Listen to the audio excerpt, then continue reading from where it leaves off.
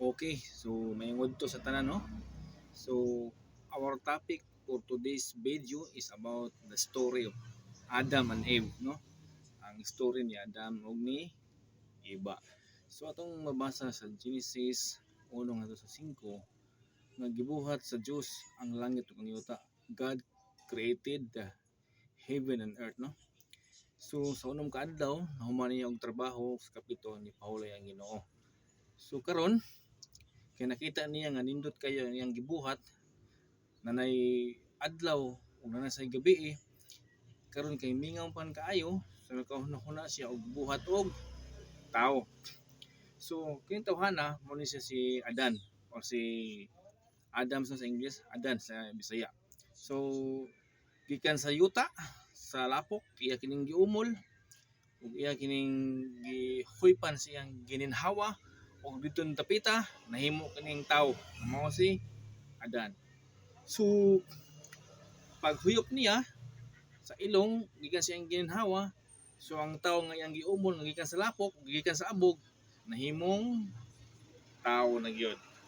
So karon pagkahimo na ni Adan nireklamo si Adan ingon siya, Ginoo, Ginoo, mingaw man kayo ako ra gyud usa. So sige po, sige no, niyon ang Ginoo, Adan, katulog diha kay inigmata nimo na kay kauban.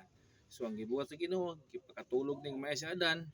So sa iyang pagkatulog, iyang gikuhan sa walang gusok, gusok kanay unod og didto gihimo niyang babae nga mao si Eva. No? Mao si Eva. So karon duha na sila.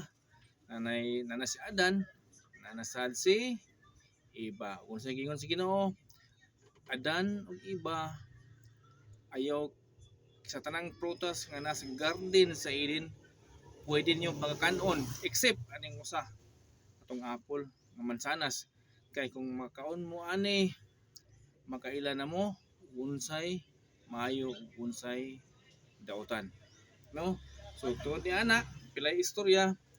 So niabot ang bitin ang serpente gitintal ang babae. So gitintal ang babae.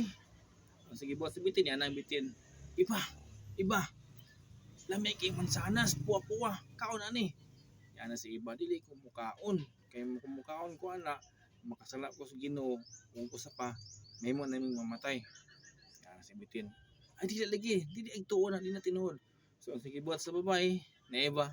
So iyang gikaon na mansanas. Pag human nagkaon, kay lami man kaayo. So iyang gitintal si Adan. So pag tintal niyang Adan, og didto na nakakita na si Adan nga si Eva day way panty ug siya sa walay brief.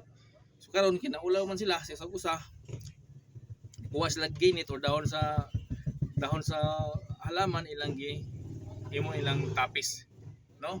Og dito tungura nagsugod na ang kamatayon. Ito nga ang kamatayon, nanas na kamatayon. So yung sige mo yung sige Ginoo, Adan, Eva, kay imo man ming gilapas kini akong kasuguan sugod karon ikaw babae kung manganak ka munang magkalisod-lisod jud ka ug ikaw sa lalaki dili ka mabuhi kung dili ka magpatuo sa imong susingot dinhi sa kalibutan. So muli na ang story ni Adan ug ni Eva, no? So daghang kay salamat sa inyong pagtanaw. Ako lang sang move on.